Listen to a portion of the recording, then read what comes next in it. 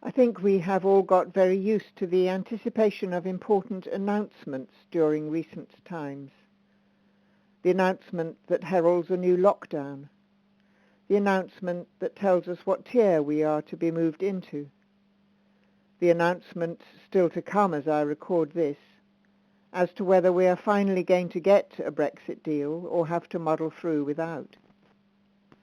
Those are announcements on a national scale, and all of the ones I have mentioned come with their quota of apprehension or dread, whereas the announcement about the Pfizer-BioNTech vaccine being ready for rollout, well, that was a much more joyful category of announcement, and will hopefully, along with other vaccines in the pipeline, give us a way out of our current COVID predicament, although not without a lot more patient waiting.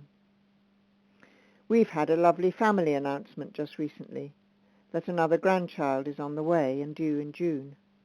That was one to lift the spirits. And if my son and daughter-in-law finally get to exchange of contract on their flat sale, enabling them to move nearer to here, well, that announcement would lead to wide-scale rejoicing in the Hetherington family. It's an announcement that has taken a long and anxious time in coming. I was thinking about the difference between an announcement and an annunciation, but found when looking it up that an annunciation is just a rather archaic, old-fashioned word for the same thing, a public and typically formal statement about a fact, an occurrence, or an intention. Of course, the word annunciation is usually to be found with a capital A, and is listed in the dictionary as such.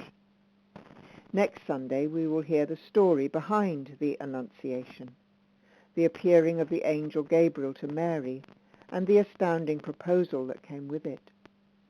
The word Annunciation has developed that aura of holiness, of awe, of words that come from God, of messages communicated by an angel. Every year in the run-up to this season there is a choice to be made of what Advent books to read.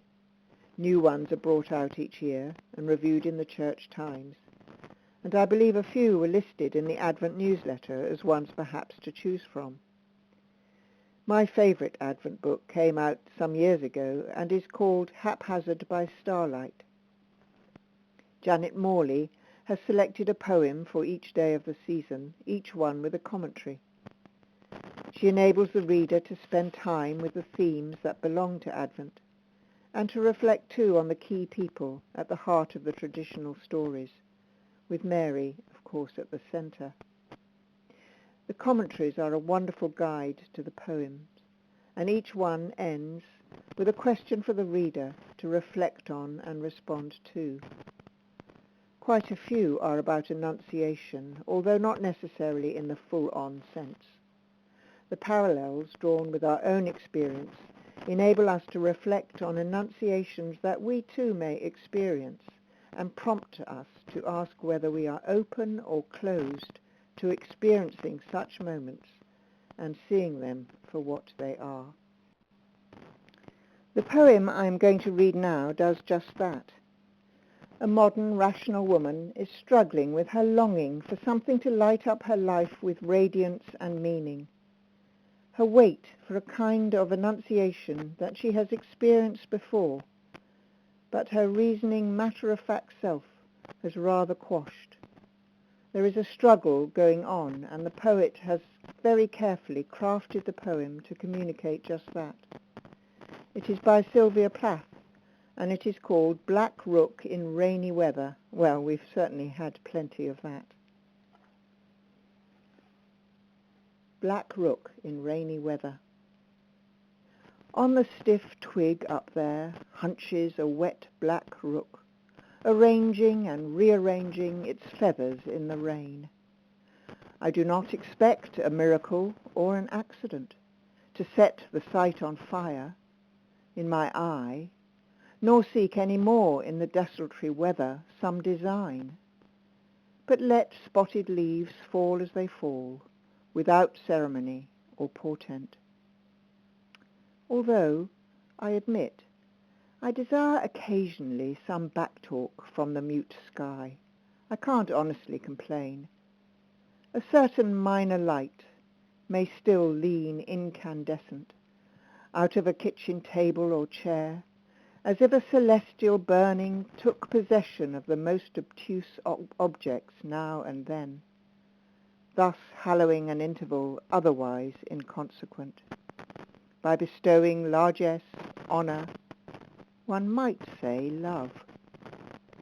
At any rate, I now walk wary, for it could happen even in this dull, ruinous landscape.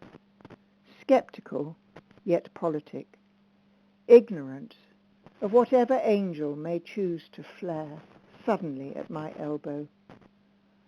I only know that a rook, ordering its black feathers, can so shine as to seize my senses, haul my eyelids up, and grant a brief respite from fear of total neutrality.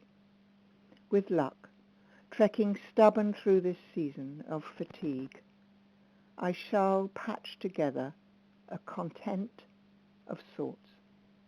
Miracles occur, if you care to call those spasmodic tricks of radiance miracles.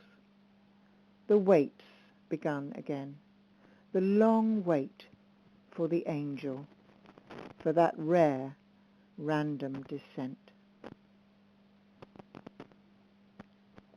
And so perhaps the question to ask ourselves is, how open are we to the descent of an angel? May God bless you and keep you. Amen.